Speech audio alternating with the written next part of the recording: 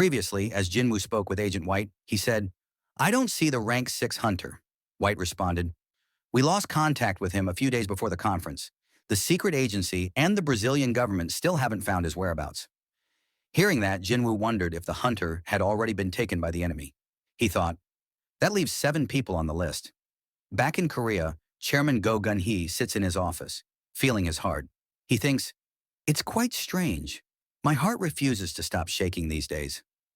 Seeing his trembling hand, he thinks, "It's been this way for a couple of years now, but it's definitely getting worse recently. Is this my limit?" He recalls what the doctors told him, that continuing this work could cost him his life within 6 months. But 2 years have passed since then, and he's managed to endure until now. "I suppose I should be thankful I've lasted this long," he thinks. Just then, he receives a phone call. It's his wife, asking if he's all right. After hanging up, he smiles and thinks, she's such a worrywart. I was just about to head back, but suddenly he senses a presence in the room. He sits up and looks to the side. Standing there is the monarch of frost, Sillid. Looking at him, the chairman thinks, I wonder if I can even have a proper conversation with him. I didn't sense him arrive at all. Judging by his aura, he realizes he's not someone I can take on alone. Sillid tells him, this place has already been isolated from the outside world. The chairman wonders, am I dreaming right now? Sillid attacks with a shard of ice. If this were a dream, he says, do you think you'd feel that? Struck by the attack, Go Gun-hee responds, I'll ask you once more. Who are you? Sillid rises and says, I was hoping you'd recognize me without the need for introductions. But it seems you're just a mere human after all. The chairman is confused by his words. Sillid releases a wave of mana. I have no interest in playing with weaklings, he says. Reveal yourself, fragment of luminosity. Maybe you're worried your medium will break if you do, but it's bound to break sooner or later. And if that's what you're afraid of, then this conversation is already meaningless. He launches another ice attack, hitting Go Gun-hee directly. With a smirk, Sillid says, we meet at last. As the dust clears, glowing eyes appear, and his next attack is effortlessly deflected. Go Gun-hee stands completely unharmed. Sillid calls him the most brilliant fragment of luminosity. Go Gun-hee responds, you isolated my office and trapped it in a dimensional rift. Not bad. Sillid replies, I've been looking for you for a long time. To think, you were struggling to use your power while trapped in a broken medium.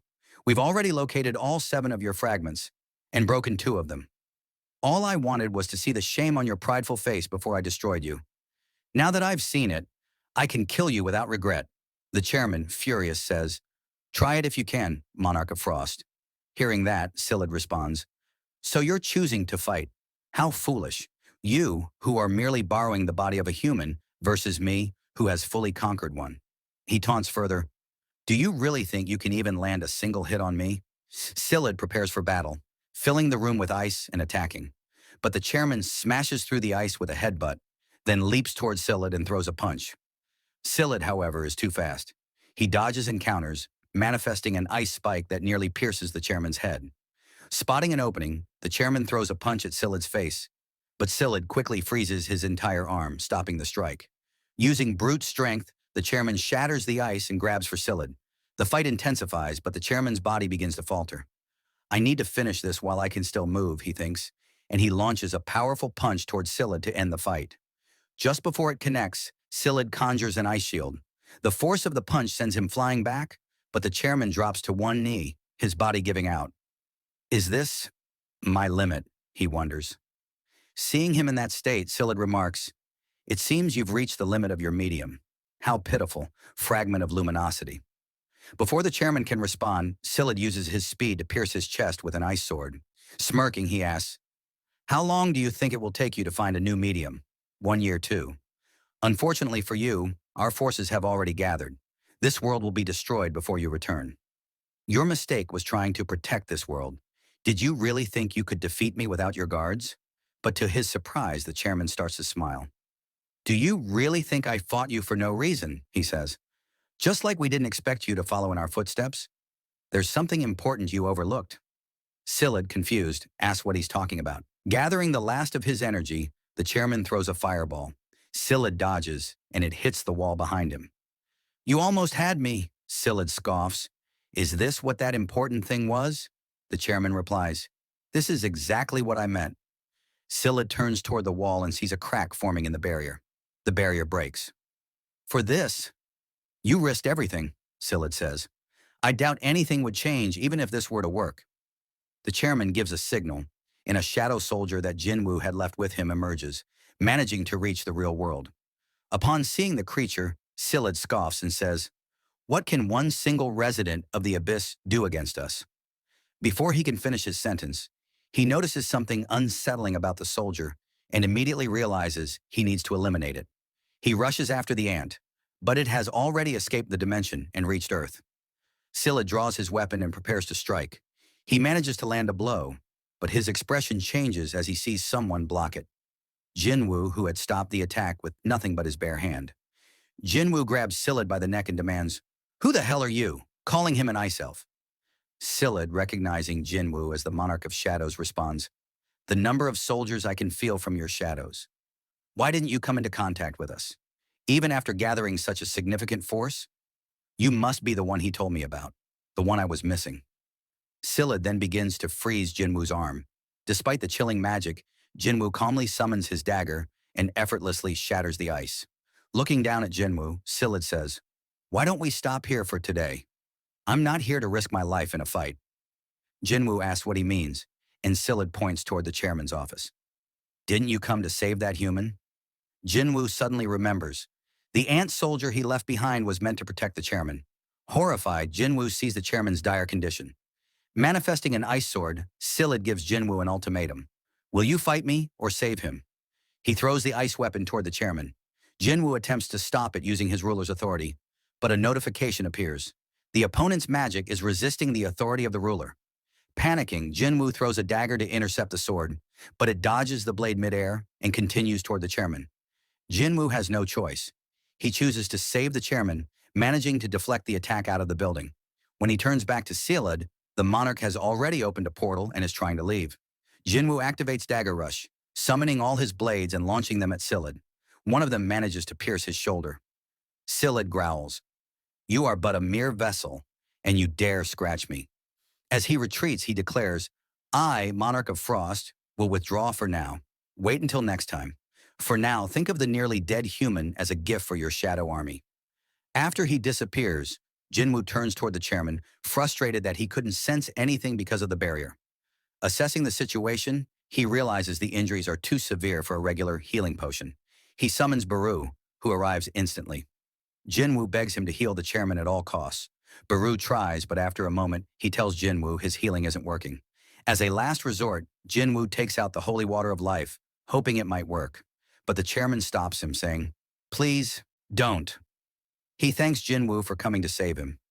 Jinwoo urges him to hold on a bit longer so he can send him to a hospital, but the chairman calmly replies, it's no use. Nothing can be done after taking damage from those kinds of attacks. He expresses relief that Jinwoo was there to fight the monarchs, and gratitude that someone like Jinwoo possesses such power. He warns Jinwoo that one day he'll have to choose a side, and pleads with him to remain on the side of humanity. The chairman, full of pride, says he always wanted to fight alongside young hunters like Jinwoo. He expresses no regrets, knowing he can leave the future in the hands of people like him. As his life fades, he says, the reason my heart didn't stop beating until now was to meet you. It was all to meet you. With a peaceful smile, he closes his eyes, whispering, what a relief. Thank you very much. Fast forward to next day, the news that Brazil's top hunter, Jonas, was found dead in a nearby river, and that the Korean Hunter Association's chairman, Go Gun-hee, was brutally murdered after being stabbed in the heart, is making headlines around the world. The entire globe is thrown into a state of panic. Mainstream media outlets everywhere are focused on the shocking deaths of these high-ranking hunters. The United States Hunter Bureau even issues a joint statement regarding the incident. Hunters protect humanity, but who will protect the hunters, they ask. The deaths of world-class hunters mark a threat of an entirely new magnitude. We then see Sung Jinwoo attending Chairman Go Gun-hee's funeral. Jinwoo turns to Hunter Woo Jin-chul and asks if he's all right. Woo Jin-chul, devastated by the chairman's death, apologizes, saying, I haven't been myself lately. He then asks, was the monster that killed the chairman? Was it impossible to kill, even with your strength? Jinwoo replies that by the time he arrived, it was already too late. Woo Jin-chul says it still doesn't feel real. Just yesterday, he told me he wanted to hear about my stay in the US. He urged me to hurry back, and now he's gone. He thanks Jinwoo for trying to save the chairman in his final moments. But Jinwoo, filled with fury, responds, "No, I will kill it. I swear on my life, I will kill the monster that killed the chairman. Only then will I accept your thanks." He then asks Woo Jin-chul to call in the reporters. Fast forward, Sung Jin-woo holds a press conference, addressing the current threat to the world. He announces that a colony of monsters with exceptionally high intelligence is targeting top-ranked hunters. These monsters are far stronger than most hunters. They have no regard for weapons or conventional tactics. They excel at sealing off open areas with magic, isolating their targets, and striking with deadly precision. Jinwoo urges, hunters who believe they could be targets should surround themselves with comrades willing to protect them. He recalls the terrifying enemy who introduced himself as the Monarch of Frost before teleporting away, and how defeating such a being seemed impossible, even for the strongest hunters.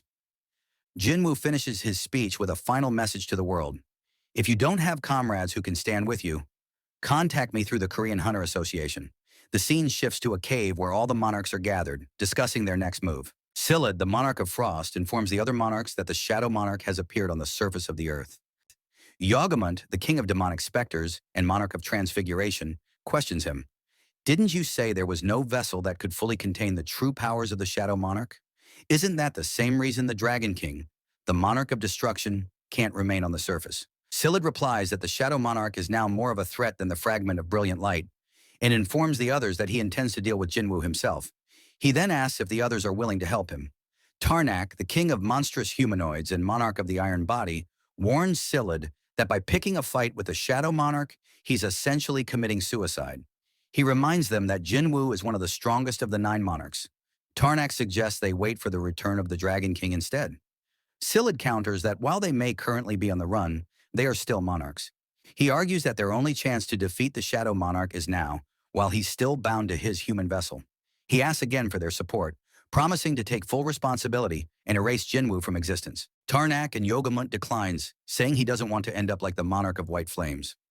Raken, the king of beasts and monarch of fangs, steps forward and agrees to help Sillad. Tarnak reminds Raken of what happened to the Monarch of White Flames after his defeat, warning that falling under the Shadow Monarch's authority means eternal servitude. Raken responds that the Shadow Monarch can't turn them into shadow soldiers in their original forms. Tarnak then reveals that the Shadow Monarch and the system administrator are now working together, so there's a chance he can turn them into shadow soldiers, even in their original state. With that, Tarnak and Yogamont leave, saying they refuse to become tools in Shadow Monarch world. After they leave, Raken asks Sillad for proof that Jinwoo is still human. Sillad shows him the dagger he used in battle, saying it was coated with poison, something the real Shadow Monarch wouldn't need to use. This intrigues Kureisha, the queen of insects and monarch of plagues. She notes that if the Shadow Monarch had full control over his human vessel, he wouldn't need to resort to such tactics. Sillad then asks her if she'll join them. Kureisha agrees, and Raken declares that they will kill the Shadow Monarch together. Meanwhile, Jinwoo stands atop a building, trying to locate Sillad. He thinks, I can't sense his magic power. He recalls their earlier battle, thinking he didn't have a shadow with him, and he said he was in his original form. Jinwoo remembers what the Monarch of the Giants told him, that monarchs and rulers in their original forms cannot become shadow soldiers. Back at the Hunters Association, Woo Jin-chul and the rest of the officials are in a meeting to select a new chairman. They discuss how the position has been vacant for about a week. They note that having an S-rank hunter as the previous chairman held great symbolic meaning. Now that the association overseeing the 5 great guilds has lost such a figure, they wonder who will be able to keep the guilds in check. Though high-rank hunters are influential, extra caution is needed when considering outsiders. After much discussion, all the directors unanimously decide to choose Woo Jin-chul as the new president of the association. Taken by surprise, Woo asks why they are choosing him. The directors explain that Woo had closely assisted the former chairman and gained significant experience. He has proven leadership skills and the ability to mobilize hunters when necessary. They remind him that there is no law stating only an S-rank hunter can become the president. They stress the need for a president who can influence and command the respect and even fear of hunters. Woo is described as the perfect candidate, especially given his connections and authority over Korea's great forces. While they cannot force their decision on him, they respectfully ask him to consider their proposal. Wu replies, I will. Meanwhile, in the U.S., at the Scavenger Guild headquarters, Thomas Andre, accompanied by Laura, is riding an elevator down to an underground facility. Thomas remarks that it's been a while since he last came down there. As they walk through the facility, Laura asks if he truly plans to give that away as a gift. Thomas replies by asking, do you think it's not worth the lives of me and the guild members? Laura clarifies that's not her concern. Thomas then asks, do you think Jinwoo lacked the skills to use it? As they stop in front of the weapon, Thomas comments on how incredible it still looks. Laura tells him there are only 2 such weapons in the entire world, and she's sure that number will never increase. Thomas agrees, and when asked again if he's really going to give it away, says that's exactly why he will. He adds that it's a waste for the best weapon in the world to sit around gathering dust. Back in Korea, Gina is watching the news that Hunter Woo Jin-chul has been promoted to chairman of the Hunters Association. Seeing this, she says, they say the previous chairman was murdered, and now a handsome man has taken over. This country is unstable, and so is the rest of the world. She looks at her mother, who is washing dishes, and hugs her from behind.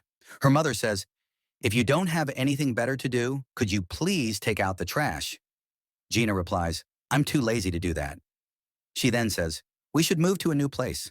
Her mother responds, I like this house. Gina asks, what is it that you like about this old apartment? Changing the subject, her mother asks her to retrieve the clothes from the washer. As Gina opens the door, she is shocked and starts to run, calling out for her mother. Meanwhile, outside the Asian Guild headquarters, reporters have gathered after hearing the news that Thomas Andre is inside the building. Jinho is trying to keep his emotions in check, unsure of what to do with both Thomas and Leonard Newman, the strongest hunter in Germany, present in the office. He thinks, 2 hours have already passed since they arrived. Where are you, Jinwoo? Please pick up my calls. Leonard, feeling uneasy, thinks, Thomas Andre, the Goliath, is searching for Jinwoo. Will I be able to meet him today? Thomas asks a question, and Laura translates, is Mr. Jinwoo in the middle of a raid? It seems like he doesn't come to the office regularly. With a shaky voice, Jinho replies, yes. As they are talking, Jinwoo enters the office. Everyone is relieved to see him. Jinwoo notices Thomas sitting there and thinks, I saw a mob of reporters outside, so Thomas really is here. Jinho, almost in tears, asks Jinwoo where he was and why he wasn't answering his phone. Seeing his dusty clothes, he wonders what Jinwoo was doing. Jinwoo replies, there have been a lot of gate outbreaks recently. I can't afford to slack off. Thomas approaches him saying, long time no see. Jinho watches wondering, are these two going to fight inside the guild office? Jinwoo asks, what brings you all the way to Korea? Thomas responds, I promised you that we'd have a meal together once my arm healed. He adds that he brought a special gift that piques Jinwoo's interest. Thomas then says, I'm glad to see Mr. Jinwoo, looking forward to it, but we should move to a more comfortable place. The gift is a bit too dangerous for here. Hearing that, Jinwoo thinks, did he bring me a bomb? Jinho is suspicious. It could be a trap. Jinwoo asks the second man about his identity, and he introduces himself. I'm Leonard Newman from Germany.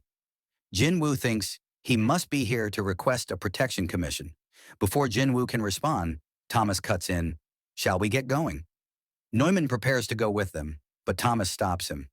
Who are you to follow us? Newman replies, I've already waited more than 2 hours for Hunter Jinwoo. I think I deserve a spot in this meeting. Thomas gets irritated, saying, what we're about to talk about is top secret. It's not something someone like you can barge into. As they leave, Neumann thinks, I've never been treated like this before. Later, we see Jinwoo and Thomas sitting in a restaurant, sharing a meal. Thomas signals to his men and says, you don't know how long I've waited for this moment, as he places a case on the table. Jinwoo thinks, what's that? And Thomas says, can you feel the item's power? He begins opening the case, saying, this is me showing gratitude for what you did for my guild members. Jinwoo is left speechless when he sees the daggers inside. He asks, are these from the Kamish raid? Isn't Kamish's corpse currently kept by the Hunter Bureau? Thomas explains, back then, the U.S. government told us to comply with the Bureau's request in hopes of gaining something more valuable than money. But Kamish's largest and sharpest canine tooth, I had it pulled out after he bit me. It was given to me as a souvenir. The tooth was too short to make a sword, so I had it turned into daggers. He tells Jinwoo that the daggers are his gift. Jinwoo is stunned to see that their attack power is 1,500, far beyond that of the Demon King's dagger, which only had an attack power of 220. He tests the weapon, and Thomas says, even when I use my reinforcement skills, Those blades could still pierce right through. Jinwoo thinks, this definitely feels different. It's reacting to my magic power, almost like it's greeting me. The mana radiating from the weapon causes everyone around them to sweat. Thomas asks Laura, do you still think giving this away was a mistake? Then he turns to Jinwoo and asks, do you like the present? Jinwoo asks, can I really have this for free? Thomas answers, what I mean by free is that I think this exchange works in my favor. Compared to the lives of me and my guildmates, this dagger is dirt cheap. As they talk, both of them suddenly sense an overwhelming burst of mana. Thomas asks, did you feel that too? They rush outside, and as they look up, Jinwoo thinks, could that be the true form of the magical energy the doctor mentioned in his presentation? Thomas says, I can't believe my eyes. It's the first time I've seen one this big. He adds, it's far bigger than the one Kamish came out of. Maybe the world is trying to tell us it has moved beyond the limits of our understanding. Outside, civilians could only stare up at the sky in shock, but instead of running for their lives, they pulled out their phones to record the phenomenon. A reporter from news stated that the gate before them was the largest ever seen since the emergence of magic beasts. The story shifts to the United States, where Dr. Belzer is being questioned by some officials about the appearance of the gate in the skies above Korea. He tells those present in the room that he has been warning about the enormous amount of magical energy that had been gathering in the skies for several days. The gate that appeared above Seoul is just the beginning, and they can expect to see more gates like this appearing in the skies of many different countries. They ask for his opinion on the matter, given his long-standing research on gates and magical beasts. Dr. Belzer replies that they should pray this phenomenon does not end in tragedy. Back in Korea, Jinwoo is flying atop Kaisel, thinking to himself that he cannot enter the gate. It feels as though he's being blocked by an invisible wall. If it were an ordinary wall, he could have broken it down. But this is something even an awakened like him cannot pass through. He wonders if the entity inside this gate is unlike anything he's encountered before. Looking down, he thinks of his friends and family beneath the gate and resolves not to let whatever is inside pass by him so easily. As he's deep in thought, Jinwoo receives a call from Chairman Woo Jin-chul. Jinwoo asks if he looked into the request he had made. Chairman Woo confirms they did. Jinwoo had asked the Hunter Bureau to scan the entire area via satellite. Chairman Woo reports that no new gates have appeared anywhere else in the world following the emergence of this massive one. He informs Jinwoo that the authorities are planning to evacuate civilians living near the gate, then asks Jinwoo what he intends to do next. Jinwoo responds, even if we don't know what will happen tomorrow, I will plant the apple trees regardless. The episode ends here.